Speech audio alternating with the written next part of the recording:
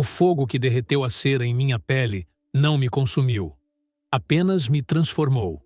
Eles pensaram que ao me marcar, ao desfigurar o meu rosto com o calor fervente, eles me apagariam. Mas cada cicatriz se tornou um mapa. Cada linha de dor retorcida em minha carne se tornou um caminho. Eu sou Clara, mas não a Clara que eles conheceram. Aquela morreu na senzala, tremendo de febre e agonia.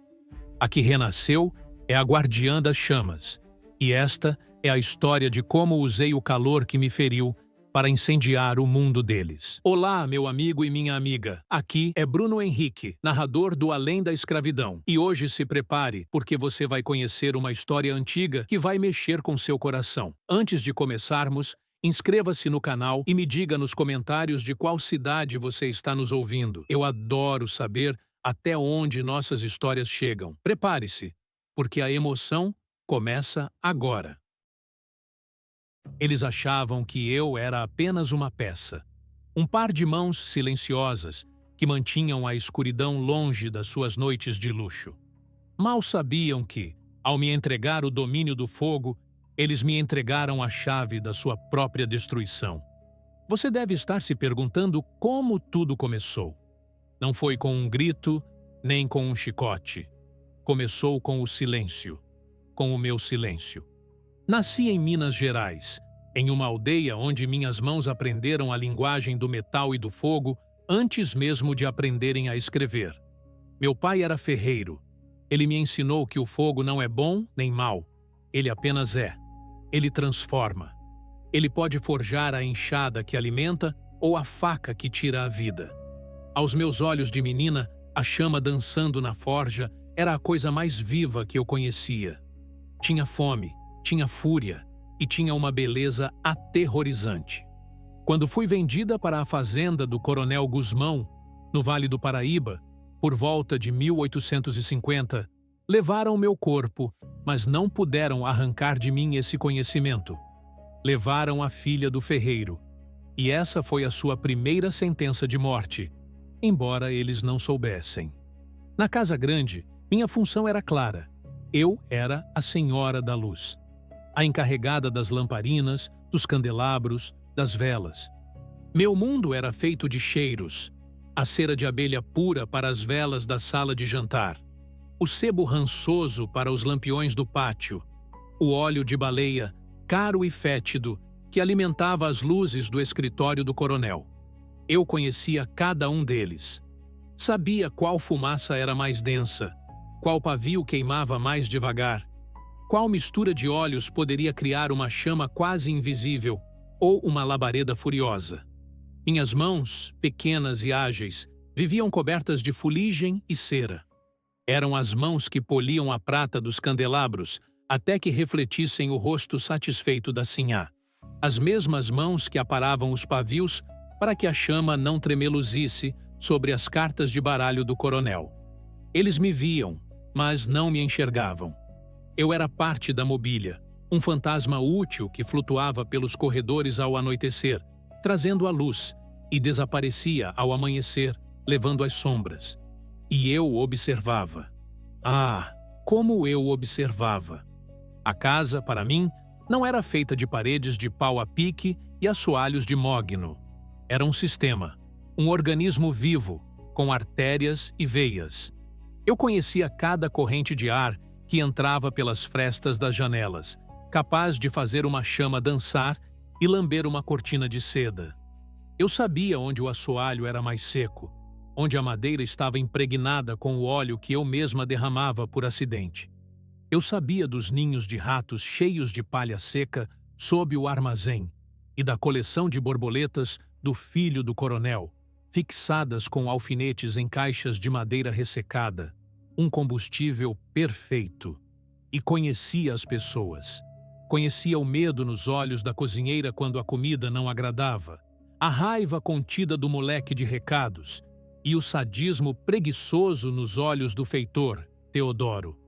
Ele, acima de todos, gostava de me ver trabalhar.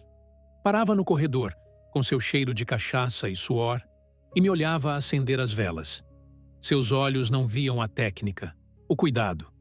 Viam apenas uma negra submissa, brincando com fogo. Uma ironia que, mais tarde, lhe custaria a vida. Minha rotina era um relógio.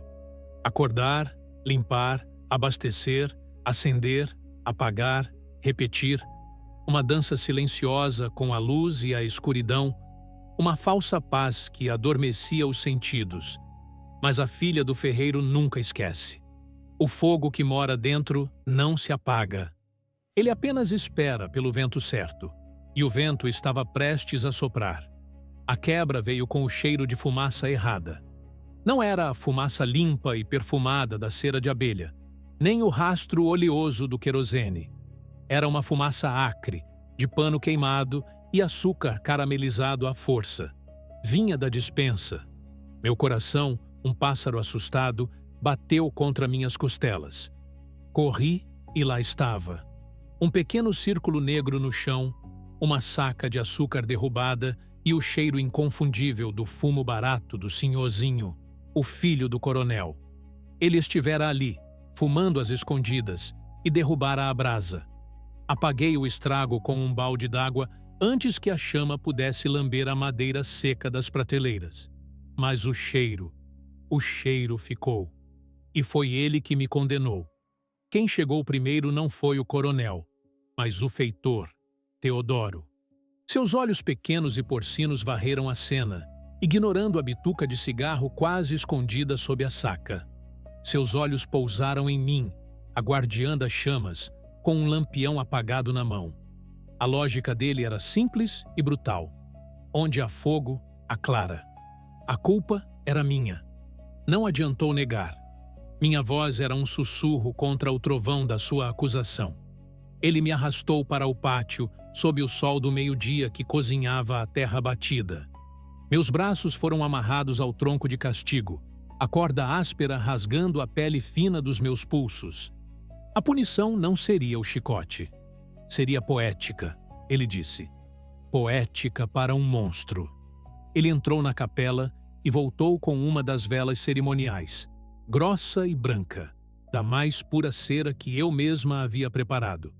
Ele a acendeu, e a chama, que em minhas mãos era uma ferramenta dócil, na dele se tornou a promessa do inferno. Você gosta tanto de fogo, não é, negra? Ele rosnou, o hálito de cachaça batendo em meu rosto. Então vai aprender a respeitá-lo. O fogo ensina as lições mais dolorosas. Ele não esperou a cera derreter lentamente. Inclinou a vela, deixando a chama lamber a cera, transformando-a em um líquido transparente e borbulhante. E então, ele a virou sobre mim. Você sabe o que é sentir a pele ferver? Não é como a queimadura rápida de um metal quente. É diferente. É mais íntimo. A primeira gota caiu no meu ombro. O som foi um chiado agudo, um protesto da minha carne sendo cozida viva. A dor não foi um corte. Foi uma explosão. Uma agulha de fogo líquido que perfurou cada camada da minha pele e se alojou nos meus ossos. Eu gritei. E ele sorriu. E então ele continuou. Gota a gota. Um rio de agonia escorrendo pelo meu peito, descendo pelos meus braços. E então ele se aproximou do meu rosto. Eu virei a cabeça, mas suas mãos sujas seguraram meu queixo com uma força de ferro. A cera quente caiu na minha bochecha, perto do meu olho. O mundo se tornou branco, uma agonia tão intensa que o som do meu próprio grito desapareceu. Eu sentia o líquido quente escorrer, e o mais perverso de tudo era a sensação dele se solidificando. A cera esfriava e endurecia, criando uma máscara sobre a minha pele em carne viva, aprisionando o calor, a dor, a infecção. Era uma segunda pele, uma carapaça de tortura. O cheiro era o de uma vela sendo apagada na minha própria carne. E por todo o tempo eu ouvia sua risada baixa e satisfeita. Aprendeu, Clara? Aprendeu a lição do fogo? Jogaram-me de volta na senzala. Um farrapo de gente, tremendo, a pele empolada, coberta por placas de cera que se quebravam como casca de ovo podre a cada movimento. A dor era uma entidade viva, um demônio que me devorava de dentro para fora. Por dias, delirei de febre. Mas, em meio à névoa de dor, algo começou a mudar. A cada onda de agonia que me varria, a imagem do sorriso de Teodoro se tornava mais nítida. O som da sua risada, a sua frase, o fogo ensina as lições mais dolorosas.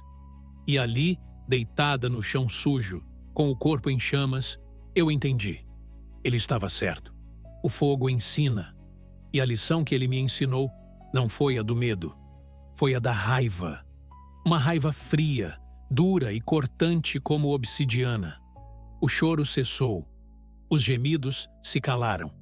A febre da infecção foi substituída por um calor diferente, um que vinha da minha alma. Um fogo que não queima, mas forja. Eu jurei, não para os céus ou para os orixás, mas para o meu próprio sangue que manchava as esteiras. O fogo que me marcou seria o mesmo que o consumiria. A lição que ele me ensinou, eu a devolveria. E minha aula seria um espetáculo. Minha vingança não seria apenas morte. Seria uma obra de arte, esculpida em chamas, fumaça e no seu desespero. Naquele dia, a Clara que acendia velas morreu. E a incendiária nasceu. As semanas que se seguiram foram um borrão de dor e resignação fingida. Minha pele, um mapa de agonia, começou a cicatrizar. Mas não era uma cura. Era uma transformação. Onde antes havia pele lisa, agora havia um relevo duro, repuxado, de um rosa doentio, que com o tempo se tornaria um branco fantasmagórico. Meu rosto era uma máscara que eu não podia remover. Um testemunho permanente da crueldade de Teodoro. E eu a usava. Ah, como eu a usava! Quando finalmente tive forças para voltar à casa grande, todos os olhos se fixaram em mim. Vi a piedade nos olhos da velha cozinheira, o medo nos das outras moças e o nojo mal disfarçado no rosto da sinhá. Mas o olhar que eu procurava era o de Teodoro. E nele eu vi o que precisava. Triunfo. Ele me via e via seu trabalho completo.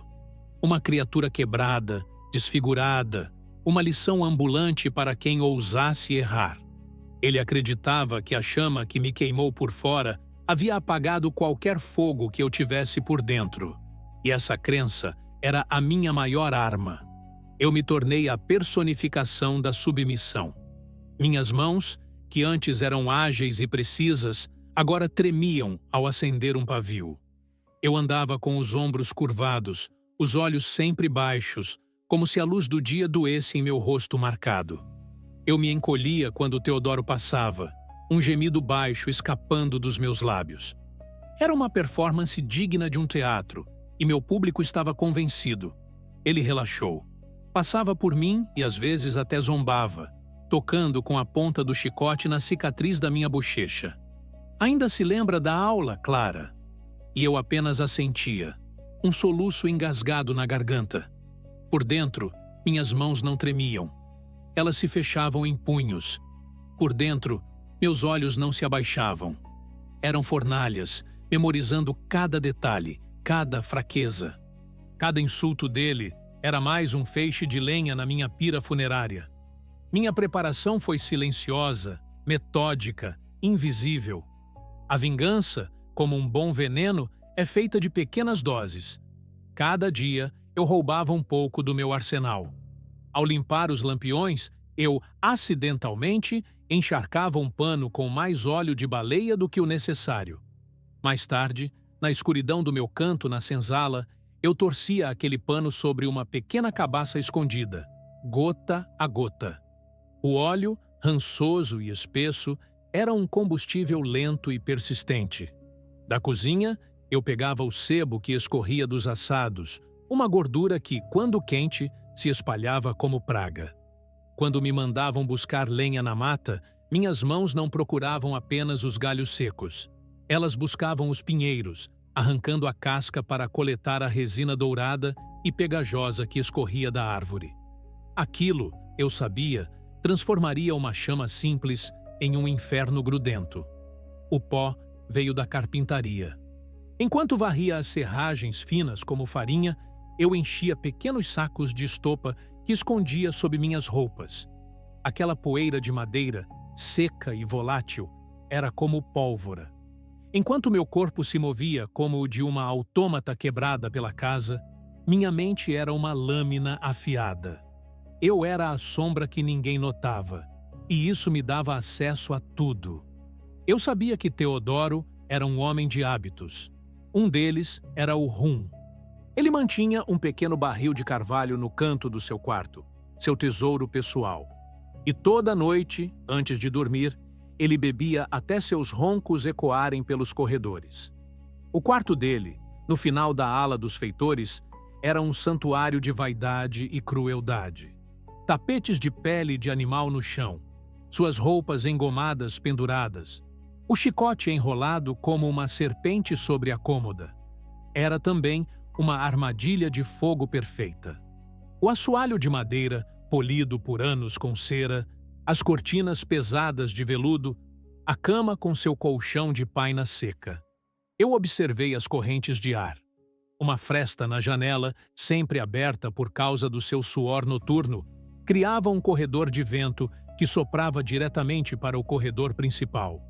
O fogo não ficaria contido. Ele viajaria. Minha obra-prima foi o pavio. Eu não podia simplesmente riscar um fósforo e fugir. Precisava de tempo. Precisava estar longe, testemunhando das sombras. Usando fios de algodão trançados e mergulhados em uma mistura de cera e óleo, eu criei um pavio que queimava em uma velocidade que eu podia prever com exatidão. 1 polegada a cada 10 minutos.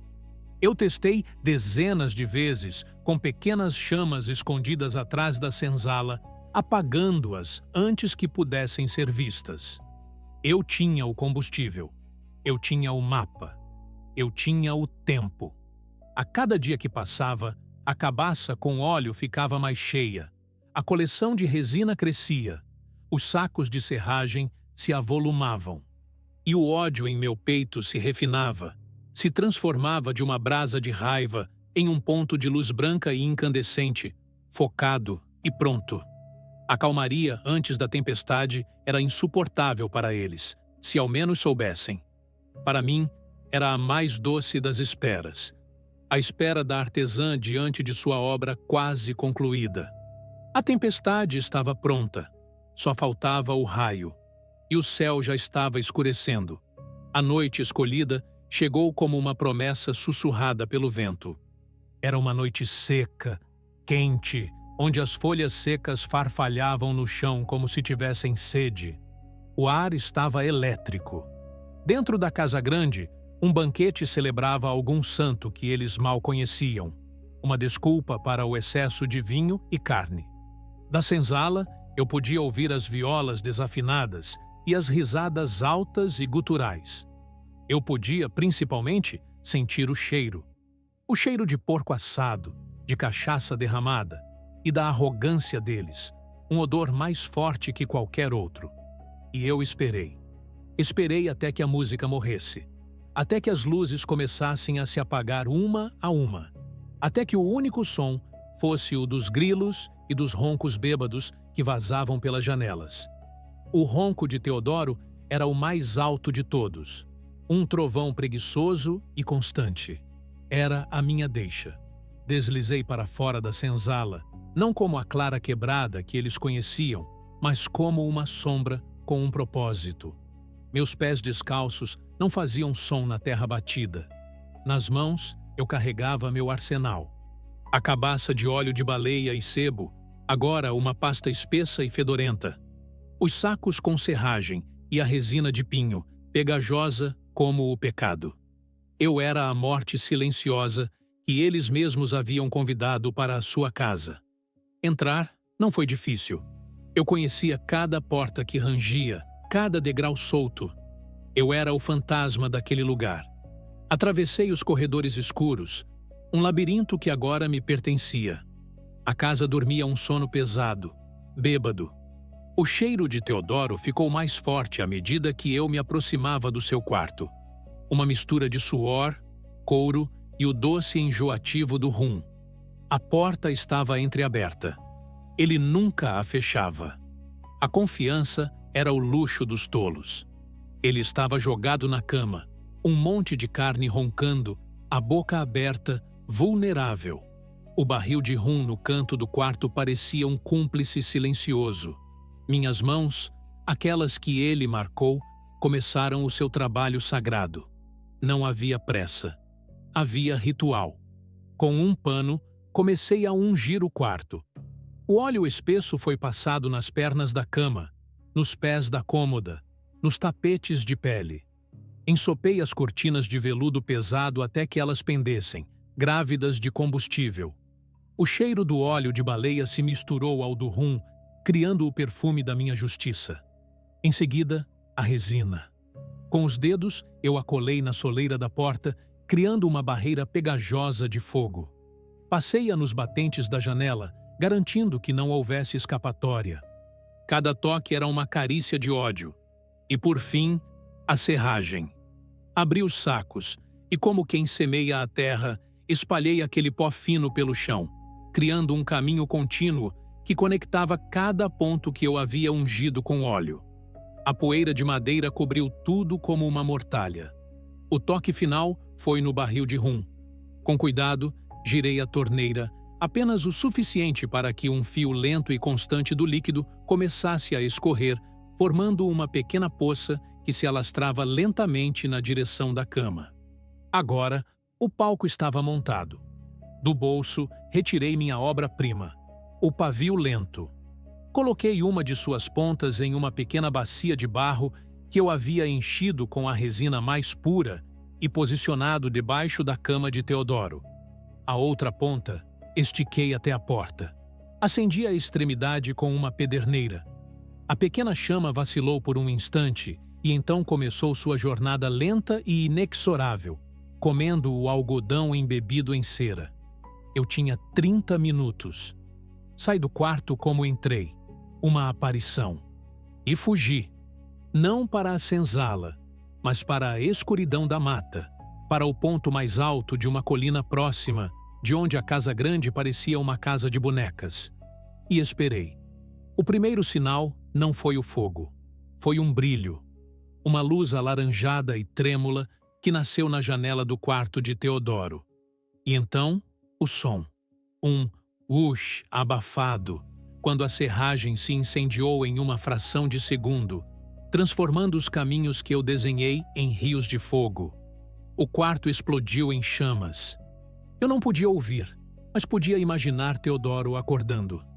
Não com o calor, mas com o ar sendo roubado de seus pulmões, a fumaça negra e oleosa o sufocando. Ele acordou no meio do seu próprio inferno. E então, eu ouvi. O grito. Não era um grito humano. Era o berro de um animal sendo abatido. Um som de pânico puro e absoluto. Vi sua silhueta na janela. Um boneco negro contra um fundo de chamas dançantes. Ele tentou a porta, mas a resina a transformara numa parede de fogo. Tentou a janela, mas as chamas lambiam os batentes. O fogo o encontrou.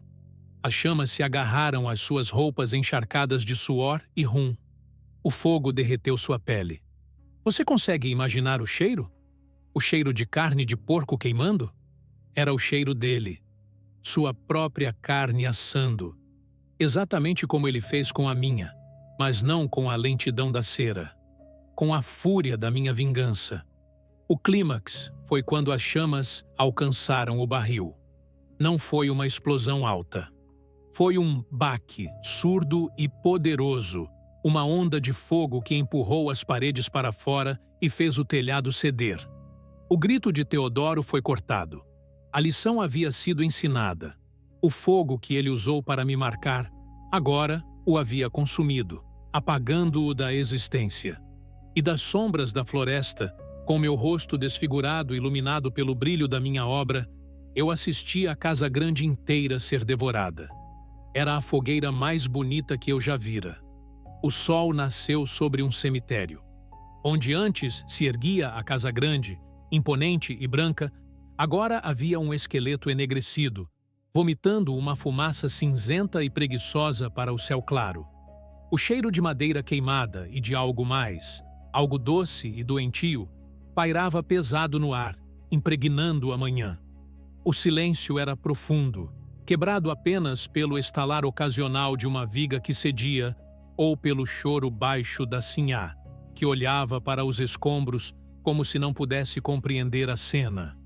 Eles me procuraram, é claro. Meu nome foi o primeiro a ser gritado. Mas Clara não estava em lugar nenhum. A escrava desfigurada, a criatura quebrada, havia desaparecido junto com a casa. Eles encontraram o que sobrou de Teodoro. Não era um corpo. Era uma escultura de carvão, fundida ao metal derretido da sua cama.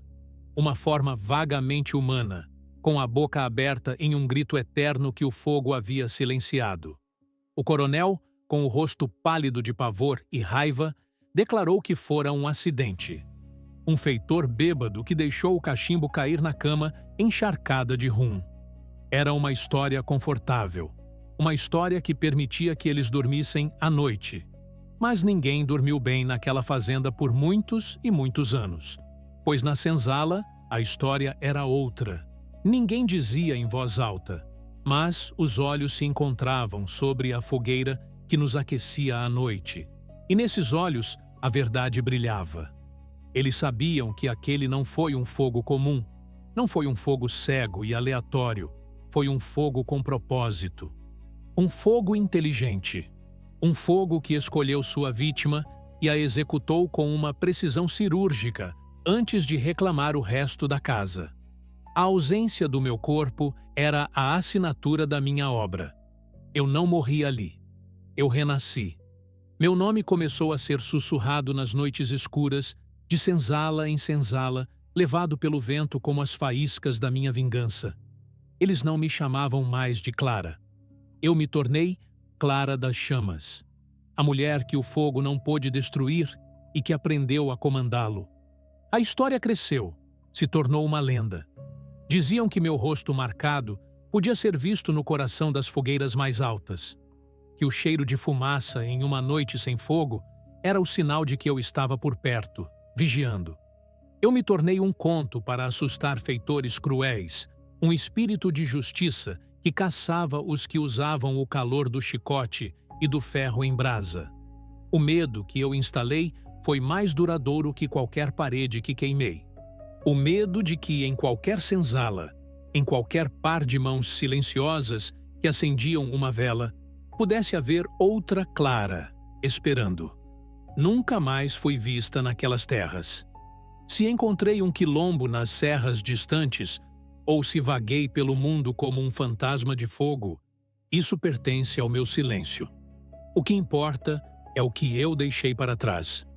Não as cinzas, mas a chama. A prova de que a inteligência pode ser mais afiada que a faca e que a ferramenta da sua opressão pode se tornar a arma da sua libertação. Minhas mãos, que serviam para trazer a luz para o luxo deles, aprenderam a usar essa mesma luz para expor a escuridão de suas almas. Eles me deram a dor, o fogo, a cicatriz. Eu devolvi a lição.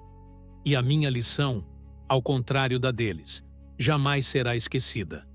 Minha história foi apagada dos livros oficiais, transformada em cinzas para que ninguém soubesse que é possível revidar. Mas ela vive no sangue e na memória de quem resiste. Se você sentiu a justiça queimando em minhas palavras, se a minha chama acendeu algo dentro de você, deixe seu like, para que este fogo se espalhe. A verdade sobre o que aconteceu naquelas noites precisa ser conhecida. Comente a palavra chama. Se você acredita, como eu, que o fogo da justiça, uma vez aceso, nunca se apaga de verdade. E o mais importante, inscreva-se neste canal, pois há muitas outras vozes, como a minha, que foram silenciadas pela história. Vozes que esperam na escuridão, prontas para contar suas verdades, prontas para incendiar o silêncio.